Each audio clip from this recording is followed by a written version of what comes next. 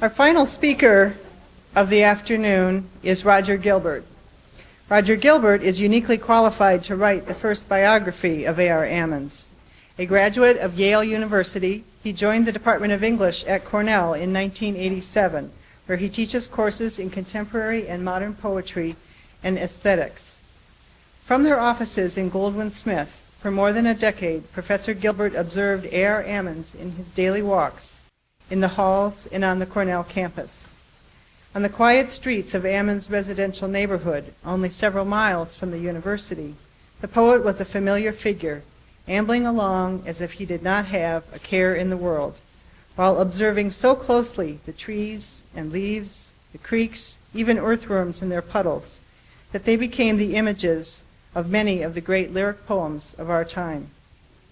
Perhaps Gilbert's first-hand acquaintance with the peripatetic habits of his colleague was the sign he needed that he was in a time and place to understand the poet.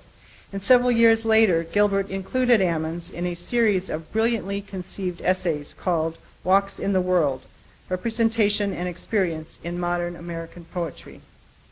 Gilbert's argument that the walk poem is the desire to keep what we have lived now seems prophetic, for with Ammons' death in the Ithaca winter of 2001, Gilbert began a series of his own walks that would lead him to his own summit as author of the first critical biography of A.R. Ammons. To begin the process, Gilbert co-edited a special issue of Cornell's Epoch magazine, a moving collection of remembrances by Archie's colleagues and friends. That collection was followed by Considering the Radiance, Essays on the Poetry of A.R. Ammons, which Gilbert edited with David Burak, one of Ammons' former students and a guest with us today. Then, with each of these publications, and with the encouragement of Mrs. Ammons, colleagues, and friends, Gilbert felt ready to undertake the longer work. With sabbaticals and prestigious fellowships, a Guggenheim, a residence at the National Humanities Center in Research Triangle Park, Gilbert has spent most of a decade working in the Ammons papers at Cornell University and in research trips, one of which brought him to North Carolina, where Ammons' sister, Vida Cox, introduced him to the Ammons home country of Columbus County. Gilbert's biography, In the Wind, My Rescue Is, The Life and Art of A.R. Ammons, will be published by Princeton University Press. Professor Gilbert returns to Wake Forest today to talk about some of Archie's teachers, here on the campus where Archie's walks from the faculty neighborhood to the English department still cast long, loving shadows upon us today. Please welcome Roger Gilbert.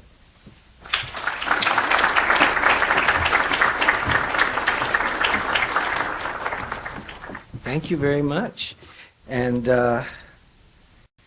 yes, my title is Archie's Teachers. I was thinking, as I listened to Helen Vendler talk about the sort of dilemma that those of us who knew Archie well face is when we write about him, how hard it is to not call him Archie, even though critical decorum really requires one to use the last name. I, as biographer, it's a particularly tricky call for me because it seems strange to, when I'm writing about him at the age of 5, to call him Ammons just seems a little wrong.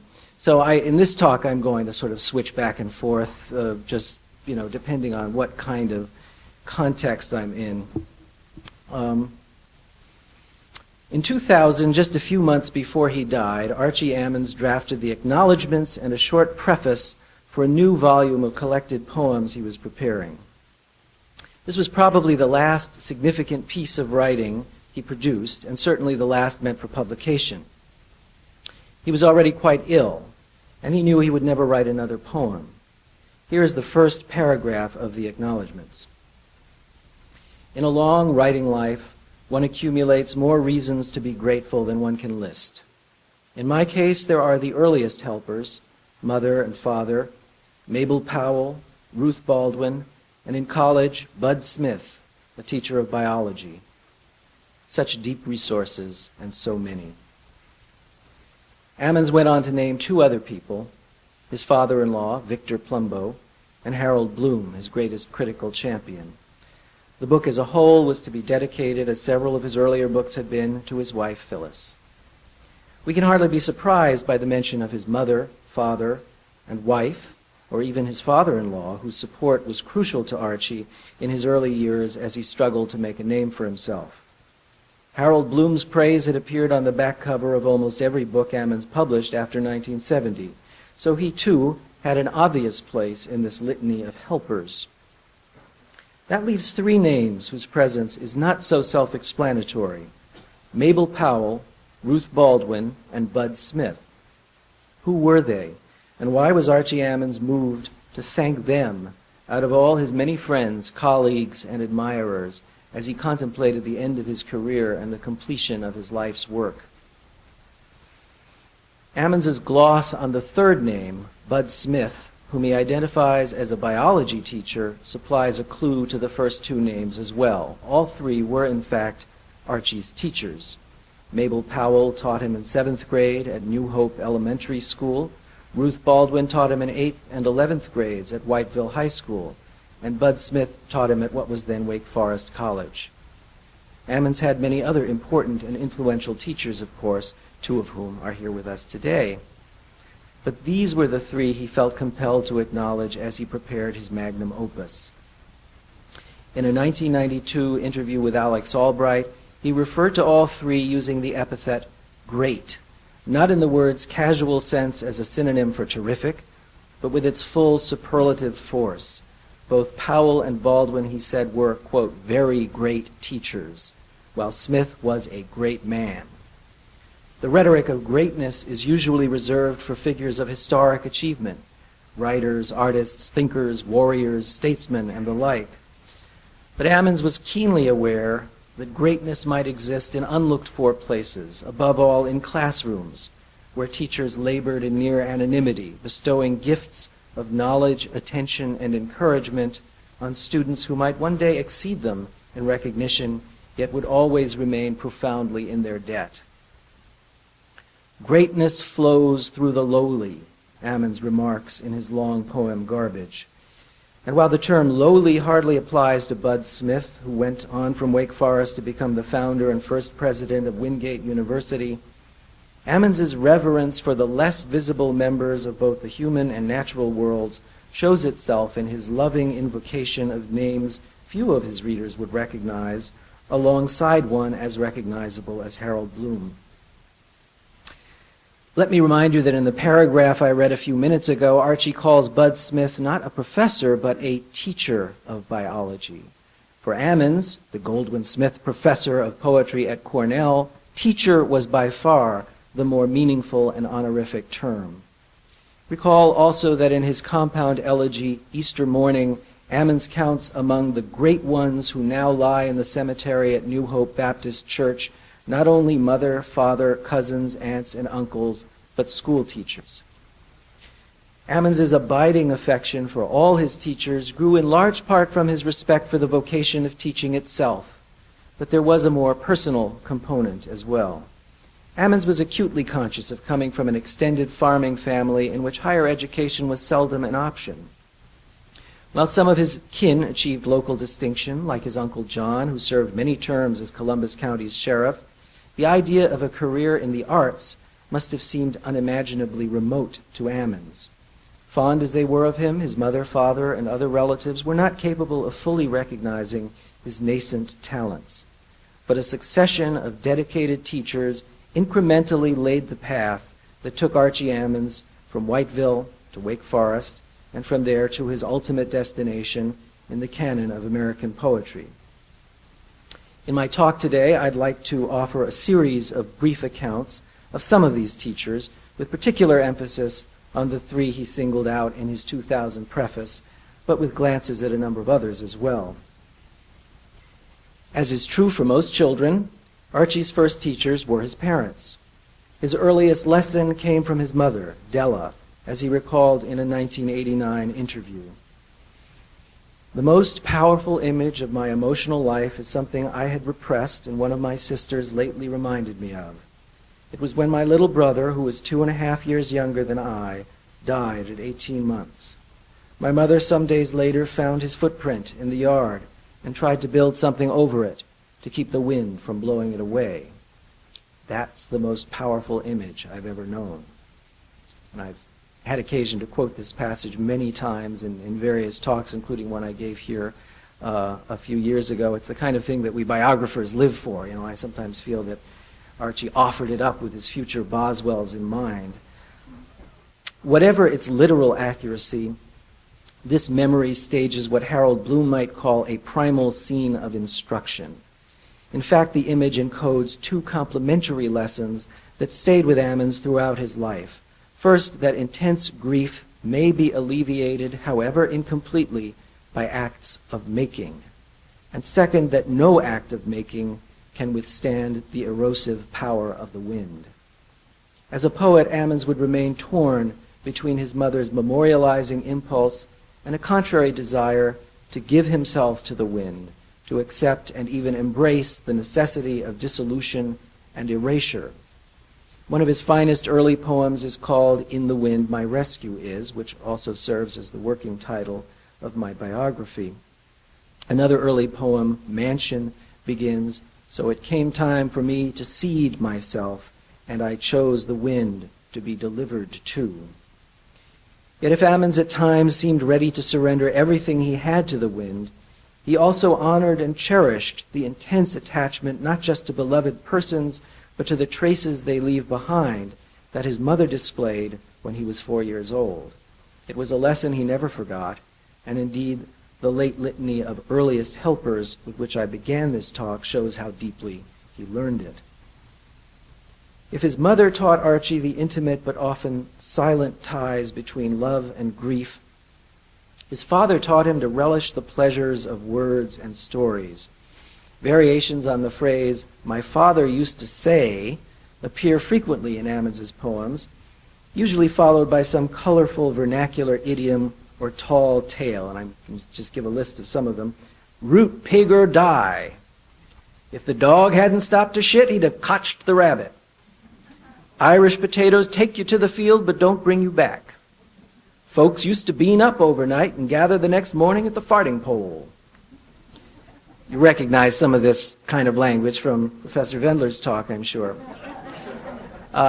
Ammons's own penchant for sexual and scatological humor, which surfaces regularly in his long poems, undoubtedly owes much to his father's ribaldry. His sister Vida recalls that when the family sat on the porch in the evenings, their mother frequently had to caution Willie, not in front of the children. In an unpublished poem, Ammons gives another instance of his father's verbal whimsy. "My father's name was Willie Walter, but he didn't like Walter, so turned the initial upside down to Willie M. And when I applied for my Social Security card to work in a wholesale grocery house in Whiteville, my father said when the man asked him what M stood for, 'Moon.' And it's official on some federal record, but it really doesn't stand for anything but country carelessness." As this story has it, Willie literally made a name for himself, perhaps in ironic emulation of the more figurative name his older brother John had established in Columbus County. Willie's self-christening occurs in two stages. First, the inversion of his middle initial, then the impromptu invention of a name to go with it. The fact that the name he chose was Moon suggests an imaginative daring that must have delighted his son. One can see in this gesture a latent poetic impulse that would eventually find its fulfillment in Ammons's great inaugural line, "So I said I am Ezra," another bold act of self-renaming. Many other figures served as informal teachers to Archie in his early years, whether or not they consciously sought the role. Aunt Lottie gave him piano and organ lessons. Uncle Lee lent him a precious geography book that provided hours of friendly disputation over motions and the way the heavens were put together. Preachers at the Spring Branch fire-baptized Pentecostal Holiness Church, including his Uncle Grover, instructed Archie in hymn singing, Bible reading, and the terrors of imminent hellfire. The weak-minded old woman he later called Nellie Myers, who lived with the Ammonses, taught the boy elemental values of devotion and simplicity as she made brooms out of straw to sell for a nickel each. Even Archie's beloved mule Silver conferred lasting lessons in resilience and stoicism, rising up from near death after a snake bite to resume his burdens without complaint. Then, of course, there was school. As Ammons remembered it, the New Hope Elementary School was, quote, a wooden structure that stood beside the old New Hope Baptist Church. There were 7 grades, 7 rooms, each with its wood stove. The school's proximity to the Baptist Church, which the family attended only on special occasions, must have enforced the difference between the teaching that took place there and at the Spring Branch Fire-Baptized Pentecostal Holiness Church, where Archie attended Sunday school and services. The volatile emotions and spontaneous expressions of faith that held sway at the Spring Branch Church were replaced in school by neatness, order, and calm. Archie soon learned that speaking out of turn was a serious offense when his first-grade teacher was forced to discipline him. Oh my gosh. I seem to... Oh yes, here we are. Yes, good. I'm sorry. Yes, this is a quote from a little autobiographical essay of his. Miss Minnie Heaney, he always named his teachers, gave both their names, a real sense of, their names need to be known, they need to be remembered. Miss Minnie Heaney practiced a game with her students called Fishing for Words. We would form a small circle. Miss Heaney would place a dozen or more cards face down on the floor, and we students would take turns fishing for a word. The object was that we were to be able to pronounce whichever word we happened to catch. I liked the game and was frankly unable to hold back the word when a slow learner stared into his fish and had no idea what species he belonged to.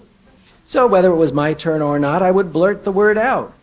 Maybe not every time, maybe I didn't know all the words, but I do remember that I was warned about my impatience, and I remember that one time Miss Heaney reproved me by slapping me lightly on the fingers. This action was an astonishment to me. The anecdote reveals both Archie's early enthusiasm for words and his eagerness for recognition. It evidently came as a shock to find that giving the right answer could win reproach rather than praise. At the same time, Miss Heaney's ingenious game brought the realm of writing into intimate contact with the most familiar of rural pastimes and instilled an early understanding of the affinity between language and nature, a homology that underlies much of Ammons's poetry. The next significant classroom experience recorded by Ammons occurred 4 years later when he was 11. Again, I'm quoting from one of his autobiographical pieces. In the 5th grade, Miss Viola Smith offered an apple to the first person who could memorize "In Flanders Field" and say it to the class. 10 minutes later, I said the poem from memory and got the apple. I probably was not much conscious at the time of these events of any particular significance they had for me, but I take it, since I remember the events clearly, that I discovered the strong role of words in human behavior. This time Archie's verbal facility was rewarded, and in 1937 an apple was nothing to sneeze at. In Flanders Field by the Canadian Army officer and physician John McRae was the most popular poem of World War I. Written in the intricate rondeau form, its irregular stanzas present a considerable challenge to memorization. And I'll read it for you in case you don't remember it. In Flanders fields the poppies blow, between the crosses, row on row, that mark our place, and in the sky the larks, still bravely singing, fly, scarce heard amid the guns below. We are the dead. Short days ago we lived, felt dawn, saw sunset glow, loved and were loved, and now we lie in Flanders fields. Take up our quarrel with the foe. To you from failing hands we throw the torch. Be yours to hold it high. If ye break faith with us who die, we shall not sleep, though poppies grow in Flanders fields. Aside from hymn lyrics, this seems to have been the first poem that made a strong impression on Ammons. Over 40 years later, he claimed he could still recite it from memory. With its archaic diction, noble sentiments, and fixed rhyme scheme, McRae's poem could hardly be more different from Ammons's mature verse. Yet it does contain several elements that faintly anticipate the latter. The strong caesura created by the period in line 6. Ammons, of course, would have used a colon. The striking enjambment in lines 11 and 12. Throw the torch. Above all, the chiasmus, which Professor Wendler also noted as a favorite device of Ammons, the chiasmus or ABBA syntactical pattern that frames the entire poem. It begins, "In Flanders fields the poppies grow," and it ends, "Though poppies grow in Flanders fields." Chiasmus became a favorite device in Ammons's poetry, and "In Flanders fields" was where he first encountered its shaping power. Archie's triumph in Miss Smith's fifth grade class was balanced by another incident that also stayed vividly etched in his memory. And again, I quote, "That year the students drew names for Christmas gifts. I got Daisy Sellers' name and knew I couldn't get her a present. But by Christmas I had a nickel and bought her a candy bar, a powerhouse, I think. She cried." Humiliation can find a lot of definition in a single instance. The difference between aesthetic and monetary value began to crystallize for Ammons in the fifth grade when he discovered that the sweetness of an apple won in exchange for a poetic recitation was altogether different from that of a candy bar purchased with a nickel and received with tears.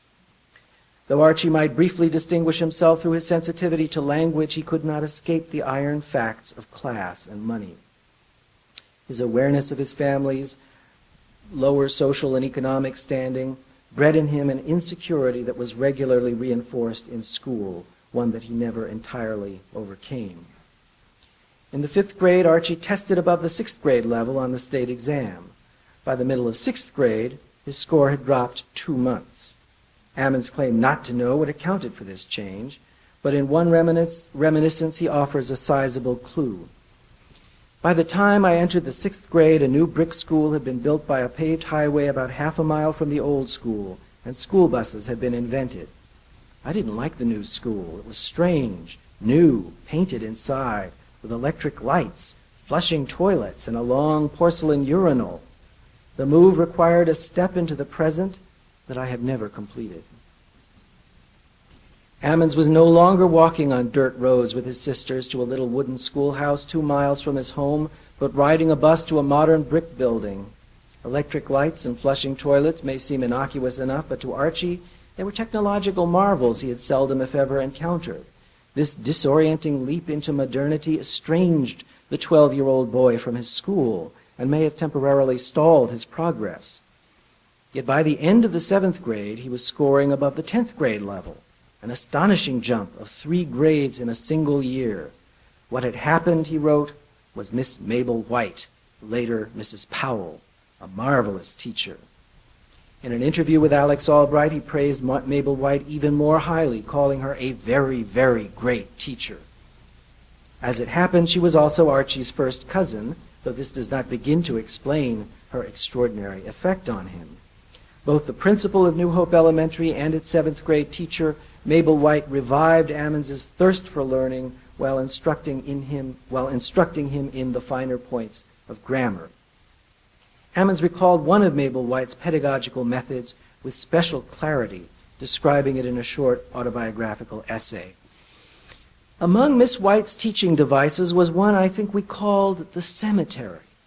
A yard-wide sheet of black paper was glued to the schoolroom wall, and those of us who committed gross errors of usage were required to cut out little white paper tombstones, write the no-good word or phrase we had spoken on the tombstone, and bury it on the big black sheet of paper. In addition, we were required to contribute a penny for each of our tombstones to a picnic fund. The picnic was to occur at the end of the year at Lake Waccamaw. More or less standard English is an acquired language for me. I was the chief offender for bad speech. I was ready to answer questions in class and exposed myself often to criticism. Among many other faults, I would say, I ain't got nary un, for I don't have one, etc. I quickly became self-conscious about language, and by the time I entered high school the next year, I paid attention to grammar and parsing. If Minnie Heaney's first grade game, the fishing for words game, taught Ammons to think of words as fish, living creatures, each with its own shape, color, and texture, Mabel White taught Ammons that some words and phrases were not fit to live. Her enforcement of proper English usage and grammar clearly served Ammons well in his educational progress, breeding a heightened awareness of language that eventually permitted him to manipulate diction and syntax with great assurance. Yet her conceit of the cemetery surely carried a disturbing undertone for Archie, who had so often seen his sister and brother's 3 small tombstones in the New Hope Baptist churchyard. Eager as he was to correct his bad country speech and learn to speak and write in standard English, he must still have felt a twinge of sorrow for those outcast words condemned to molder in the grave. Miss White's metaphor may help to explain the special pleasure Ammons took in incorporating vernacular idioms, slang, solecisms, and other bits of improper English in his poems. Resuscitating the verbal cadavers he had buried in her classroom was about as close as he could come to raising the dead. In 1939, Ammons graduated from New Hope Elementary School. So great had been his progress in his final year that he served as class valedictorian and gave a speech in the auditorium. That fall, he entered 8th grade at Whiteville High School. This was another major transition. Now Archie was attending classes alongside well-to-do town dwellers, and his sense of social inferiority deepened, as he recalled in an autobiographical note. The strongest memory I have of that move is of walking upstairs with other students behind me, holes in my socks, my heel strings shining. Sometimes I had a nickel for a pack of crackers, but most often I had no lunch and would rather have starved than take a paper bag of biscuit sandwiches with me. Light bread, store-bought, was still a rarity.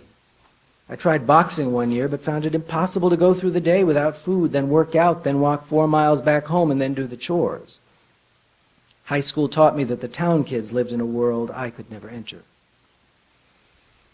Ammons's encapsulation of his remembered shame in an image he himself could not possibly have seen, heel strings shining, suggests the intensity with which he imagined other students' gazes on him. The fact that he preferred to go hungry rather than be seen eating the wrong kind of bread is another index of how keenly he felt the gap between himself and his more sophisticated peers.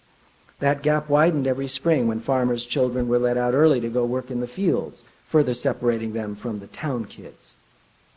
As the last sentence hints, the class consciousness Ammons developed as a teenager was not a temporary product of the high school caste system, but a chronic condition, one that persisted long after he had become a successful businessman, poet, and professor.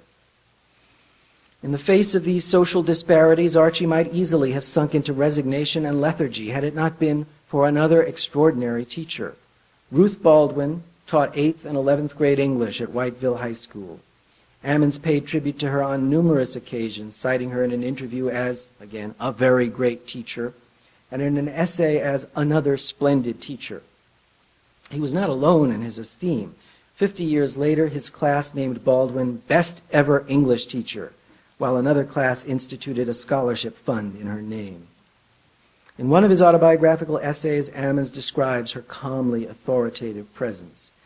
My English teacher in the 8th grade was Mrs. Ruth, Miss Bogue Baldwin, a person of commanding knowledge and courtesy whose classes were always orderly and quiet and intently focused on learning, simply as an extension of her own behavior and not because of any demand she announced that we must behave in such and such a way. Mrs. Baldwin taught us how sentences were put together, and she asked us to begin to write short essays. In an earlier unpublished essay, Snatches from a Portrait, Mrs. Ruth M. Baldwin, he gives a more intimate sketch of his teacher. Mrs. Baldwin taught me English in the 8th and 11th grades. She knew how to teach English so that no one could resist learning it. She actually made it interesting and exciting. I have to apologize for this next bit.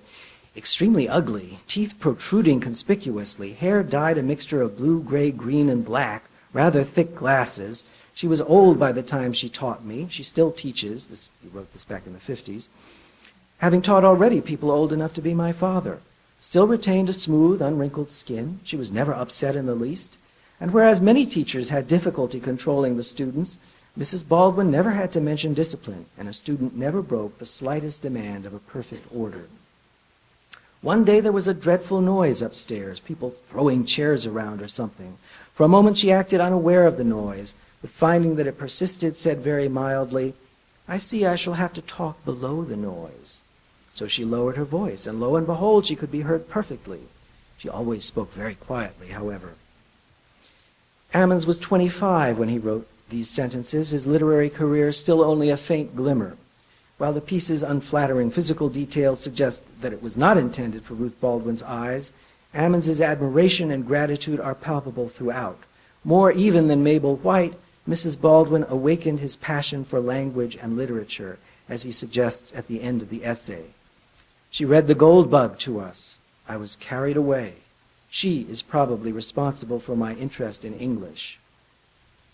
Though Poe's tale, The Gold Bug, of treasure-seeking and code-breaking is a far cry from Ammons's own writing, Baldwin's reading of it gave him his first taste of classic American literature, a canon he would explore more deeply in college. In addition to her general skills as a teacher, Ruth Baldwin bestowed on Archie the crucial gift of recognition. In later years, Ammons often singled out an incident in her class as the origin of his desire to write. He first recounts it in his 1951 essay, Snatches from a Portrait. I wrote my first theme under her. She passed out Reader's Digests to us and asked us to write a theme on a subject written on in the digest. The subject was an article on the breeding of smaller cows, 30 inches high, if I remember correctly, which required less feed but gave great quantities of milk. She praised my theme to high heaven, it being the first I had ever written. All her other classes heard of my ability. She told them. And so I was accosted by many who desired that I write their themes for them. I was elected editor-in-chief of a small weekly paper we intended to print, but never did. Ammons told this story on several other occasions. In one version, he remarks on how greatly surprising Mrs. Baldwin's response was to him. In another, he recalls that even seniors heard about his essay from her, adding that this attainment stayed in the air, so that when a year or so later the class decided to do a newspaper, I was unopposed as editor-in-chief. When mentioning this last fact, he always noted that the paper never appeared, suggesting that he harbored some lingering guilt at not fulfilling his journalistic promise. Mrs. Baldwin's praise helped Ammons overcome his disabling sense of social abjection, and indeed was probably intended for just that purpose. Seeing in Archie a shy but gifted boy in danger of giving up on himself, she may well have made a special point of extolling his first composition. If so, her strategy clearly worked. His newfound reputation as an exceptional writer compensated for his backwoods upbringing, winning him the respect of his peers, especially those needing help with their own themes. While Mrs. Baldwin's commendation of Archie's essay on miniature cows may have been a touch inflated, she clearly found something in his writing to convince her of his unusual talents. In an interview with David Lehman, Ammons wryly notes that I must have done this in an excellent style because, as you can see, the subject matter is not all that thrilling. The piece in Reader's Digest on which he based his essay was a single paragraph reprinted from an Associated Press story, part of a collection of brief articles under the general title Tom Thumb on the Farm. And I won't read, I won't bore you with a little paragraph. But if you're interested, I have it here. While his original essay has not survived, it's possible to speculate as to why this particular topic drew forth such eloquence from the 14-year-old Ammons. On a purely pragmatic level, the diminutive cows represented a potential solution to the ongoing difficulties of the Ammons farm, with its constant struggle to keep its livestock fed and still make a profit. Though Willie Ammons showed little interest in modern methods and innovations, Archie might well have thought about introducing a miniature cow or two to the farm himself, thereby saving it from ruin. Of course, Ammons also identified strongly with animals, especially those considered substandard, like his beloved Silver. The idea of a cow that appeared to be comically puny, yet proved as prolific as any full-sized animal, would have resonated very deeply for him. Chronically underestimated himself, plagued by a sense of his own diminished stature in relation to his virile father and grandfather, Archie must have seen in the small cows an image of his own hidden greatness. Soon after graduating from Whiteville High School, Archie enlisted in the Navy, where he encountered a very different style of pedagogy. Following boot camp in Virginia, he underwent sonar training in Key West, where it pains me to report he was near the bottom of his class. Assigned to the USS Gunnison, a destroyer escort, Ammons sailed from Boston in January of 1945 and served for just under a year in the South Pacific. His formal education at sea consisted mainly of sessions in a special facility designed to simulate submarine attacks and called by the sinister phrase, attack teachers. But he availed himself of informal learning opportunities as well, including Spanish lessons provided by a fellow seaman named Bernard Witzberger, who also shared Archie's budding interest in poetry. Casual and infrequent as they were, Witzberger's tutorials had one far-reaching consequence. They allowed Archie to place out of beginning Spanish at Wake Forest and instead enroll in intermediate Spanish. The significance of this fact will already be apparent to many in this room, but I'll explain it shortly for the benefit of others. Perhaps his most important teacher while at sea was the diary Ammons kept, against Navy regulations, in which he wrote almost daily accounts of his activities on board the Gunnison, descriptions of the various islands the ship visited, and occasional poems, most of them extremely bad. Over the course of his Pacific tour, Archie's writing became sharper, more precise and evocative, more lyrically ambitious and tonally varied. His sessions with his diary, which originated in loneliness and boredom, instilled a lifelong habit of daily verbal reflection that would eventually issue in such diaristic poems as Tape for the Turn of the Year and the Snow Poems. Discharged from the Navy at the end of 1945, Ammons immediately took advantage of the GI Bill, without which it's unlikely that he could have attended college.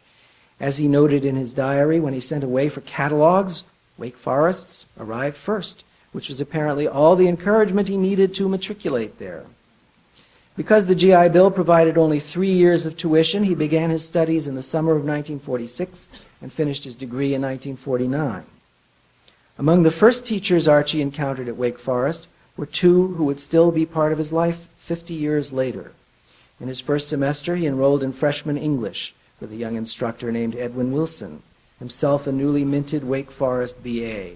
Ed Wilson needs no introduction to anyone here, I'm sure, and since we will be hearing from him tomorrow, I won't say more about him other than to note that he awarded Archie a B.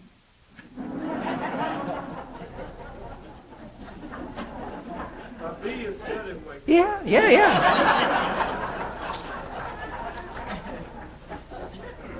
Especially back then, I'm sure.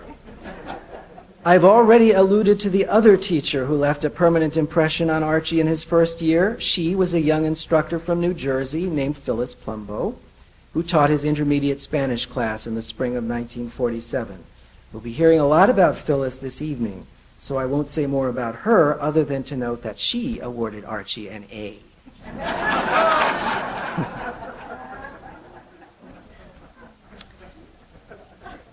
This brings me to Bud Smith, the third of the trinity of great teachers whom Archie named in his 2000 preface. My portrait of Professor Smith draws heavily on a series of eloquent and informative emails sent to me by his son, Jim Smith, who I'm very happy to report is here with us today. Though not quite as young as Ed Wilson and Phyllis Plumbo, Bud Smith was still in his 30s when he began teaching at Wake Forest in 1946, himself a Navy veteran and a recent PhD in botany from UNC.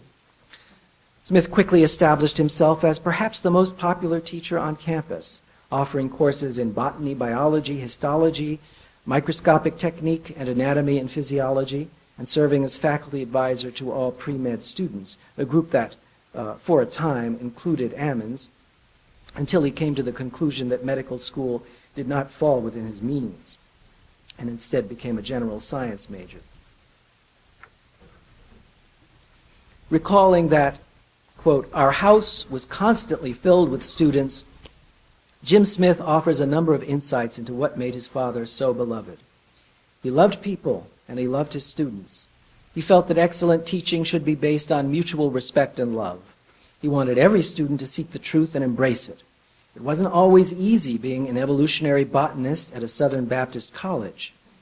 But my dad's position was that God put us here to study and admire the creation, that there were no limits to what could be learned through diligence and sincere study. He had a great fondness for B students. He often said that the best doctors were the B and B+ students, since they knew what it was to have to work hard, listen, and pay attention to details. Though he did respectably in most of his classes, Archie was hardly a straight-A student himself, and no doubt appreciated Smith's generous attitude. For all his evident charisma and dedication, it may still seem surprising that Bud Smith should have been the professor to whom Archie felt most deeply indebted as he looked back over his literary career. In his interview with Alex Albright, Ammons offers a hint as to what Smith's teaching meant to him. At Wake Forest, I took a course in ferns. Our job was to collect a sample of every one of the North Carolina ferns, of which I think there were 92. And we had to draw pictures of their leaf forms, their spore structure. It was very interesting. A dear friend of mine, Dr. Bud Smith, who became later president of Wingate College, taught that course. And I dearly loved that man. He was a great man. In 1973, a year before he died, Smith invited his old student to come read at Wingate. Ammons' reply provides further testimony to the indelible influence that Smith had on him. This is from his letter. Imagine how good it made me feel to hear from my chief hero, and he's capitalized chief hero. I was just telling my wife I can still close my eyes and see the old Antheridia and Archigonia used to draw so beautifully on the blackboard. I guess I never got any farther than the pop science stage, but I have used everything you taught me in my poetry over and over. I have thought of you millions of times since Wake Forest and dreamed that I could pass on to another student what you gave to me. For all that, my deepest thanks. But I've also thought many times that you ought not to forgive me for being a renegade into poetry of all things. What did Bud Smith give Archie Ammons that he dreamed of passing on to his own students? Many things, no doubt, among them the precision of observation that allows one to note and reproduce the finest details of leaf forms and spore structures, Antheridia and Archigonia. But precision alone cannot explain the depth of Archie's gratitude. It was the passion behind the precision, the inexhaustible appetite for particulars, for the infinite varieties of organic life that the student received from his teacher and eventually translated into the medium of poetry. Perhaps other teachers in other subjects could have infected Ammons with similar degrees of enthusiasm, but as a botanist, Bud Smith had a special advantage, for his specimens were found not in glass jars or test tubes, but in fields and forests, meadows and gullies. Jim Smith reports that his father kept his classes in the fields steadily around Wake Forest. The one place I remember best was a large 40-acre rock barren north of town towards Lewisburg. It had many unusual plants, including some endemics. My mother would organize a picnic, and most class members would bring dates. I remember other field trips to see Venus flytraps in Brunswick County, just south of Wilmington. There may have been field trips to my mother's home place in Granville County. There were also field trips to the Black Mountains and Pisgah and Nantahala National Forests down around Asheville. My father had done the field work for Coker and Tutton's great treatise on the vascular plants of North Carolina, and folks said that he could find every one of the plants in the wild. One of his favorite factoids was, North Carolina has more species of trees than all of Europe.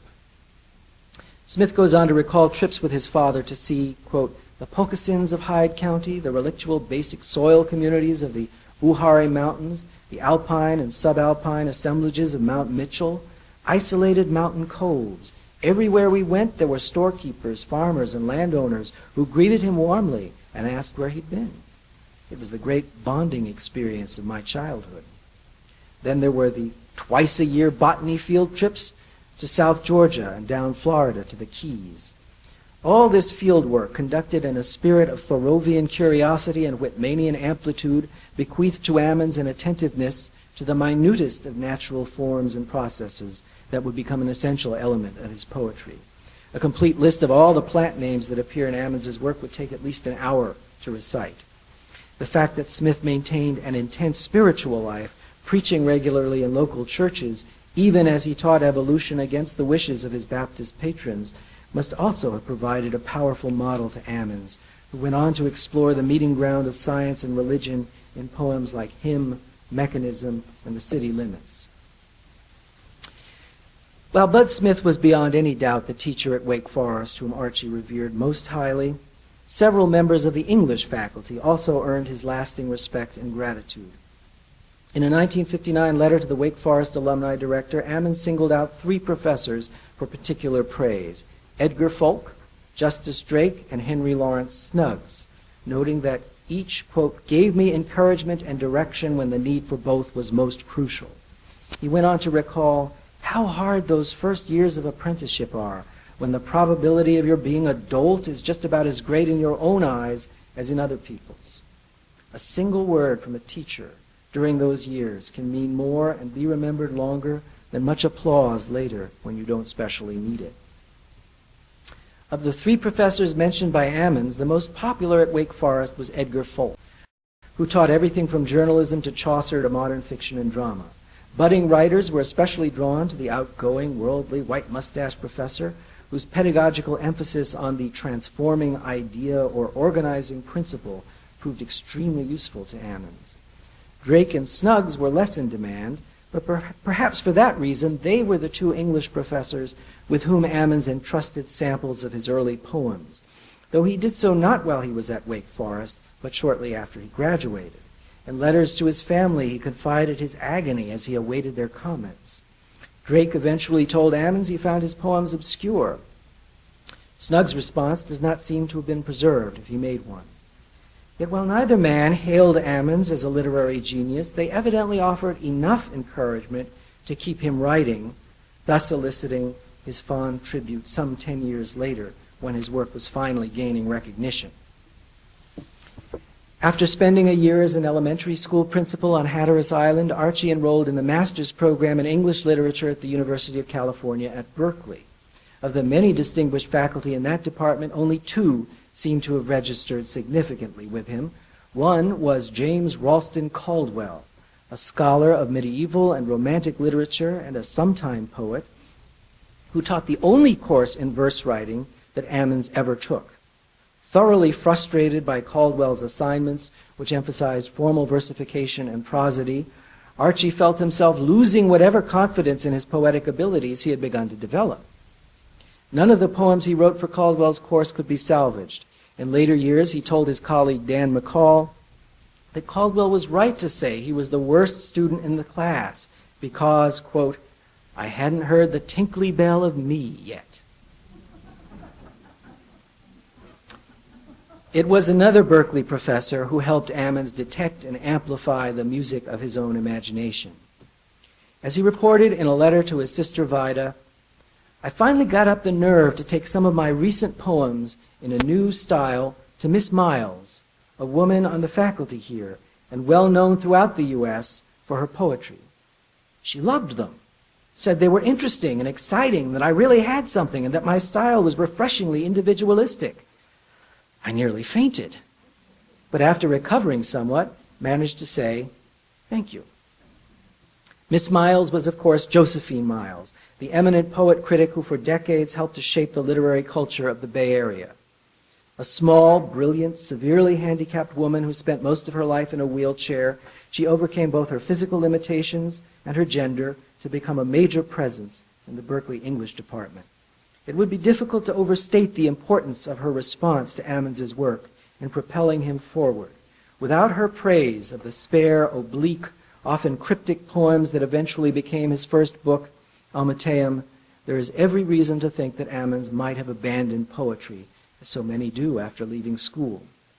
Though he never took a course with her, Miles became Ammons's chief mentor in his remaining semester at Berkeley and continued to correspond with him regularly after he left graduate school to work for his father-in-law's medical glassware company in New Jersey. Ammons spoke of her at length in an interview with Alice Fulton.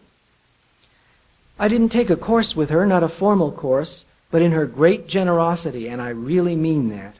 She read poems by so many people, everyone. She was such a delightful person. Everybody wanted her attention. And so she came in, she was handicapped, but she came in at least once a week, and there would be a line halfway down the hall of people waiting to see her, and on her desk would be a stack of poems 2 feet high. And she was just as generous as she could be about reading these poems. And she said some kind things to me. But as important as that was, even more important was the time she would take once in a while when I'd gone back to South Jersey and was utterly alone and absolutely devastated at the lack of conversation with anyone else. She would drop me a card now and then, and I would send her something. And she kept doing that for years and years. And I didn't torment her, but once every 6 months or something. And then, of course, I read her poems as well and bought her books and tried to be equally generous. But she was very, very important. I worshipped her. She was a very important person to me. Not that our poetics had very much in common. I admire her poetry, but I was a dark romantic in some way, and she was a very crisp rationalist who had a true mastery of her life. And I certainly didn't have a mastery of mine, and she did, and I honored her even more on that account because I wished to be as self-directing as she was. She was a very great person. A selection of their letters, which provide a fascinating record of the two poets' affectionate wrangling over basic questions of poetry and aesthetics, can be found in the special Ammons issue of Epoch that appeared in 2004. An overview of their early correspondence is included in Considering the Radiance, Essays on the Poetry of A.R. Ammons. Both pieces were prepared by Sophia Burr, a student of Archie's, who remembers seeing him shortly after Miles's death, and I'm quoting from Sophia. Toward the end of my first year at Cornell, a morning or two after Josephine Miles died in May 1985, I looked up from my work at the computer in the Epoch office to see Archie Ammons leaning heavily in the doorframe. When I met his eyes, he said, "My teacher died." I have no memory of what I said next or what more he said, but many times since then I've reflected on what was to me a surprising affirmation in the way he said, "My teacher." Though I knew Miles had in some way been his teacher and remained his friend, I knew as his student that even when Archie was not outright resisting the role of teacher, he questioned the value and possibility of its efficacy. And so I was taken aback by the claim to his own role as a student that "my teacher" contained, a role that in this iteration sounded as fundamental in the present as it had ever been in the past. Burr's surprise at hearing Archie speak the word teacher in a tone of affirmation rather than resistance could have been shared by many who knew him well and knew his chronic distrust of all institutionalized learning. Yet Ammons knew that the right teacher at the right moment can work miracles. By validating his lonely, strange, difficult poems, Miles joined the same company as Mabel Powell, Ruth Baldwin, and Bud Smith. In fact, I suspect the only reason Ammons did not include her name on the list of earliest helpers in his 2000 acknowledgments is that he had paid tribute to her so many times already, most explicitly by dedicating his first book, O Mateum, to her, more covertly in the form of a poem in that book entitled A Crippled Angel. In later years, he would often begin his poetry readings with one of Miles's poems, a gesture of homage that no other poet received from him.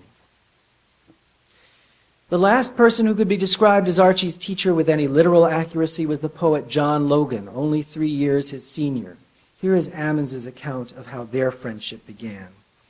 In 1956, lonely for contact with some other writer, I enrolled in the home study correspondence course in verse writing offered by the University of Chicago. John Logan was my reader for the course. He began to encourage me, was just starting to be published himself, and to tell me about literary people and doings. After a few lessons, I sent him a copy of O Mateum. He wrote back a very beautiful letter, so wonderful that my wife wept. Mr. Logan suggested that we drop the lessons, but he continued to take time to write me, to send me things he was doing, and to tell me what others were doing. Logan became Archie's primary link to other young poets, including significant figures like Robert Bly, James Wright, and Denise Levertov. While he admired Ammons's early poems and praised them to his friends, he also pushed Archie to explore more personal subjects and styles.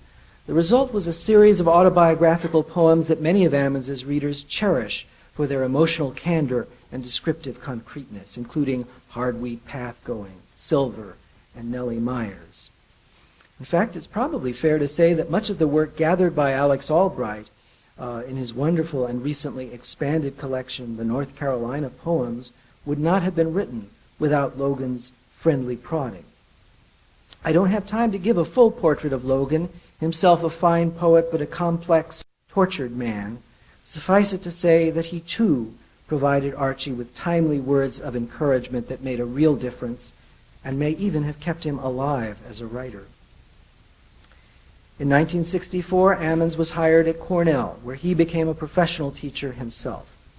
Having known firsthand what good teachers can do, Archie took his calling very seriously, and while he never entirely accepted the institutional trappings of creative writing as an academic field of study, he tried to do for at least some of his students what his best teachers had done for him.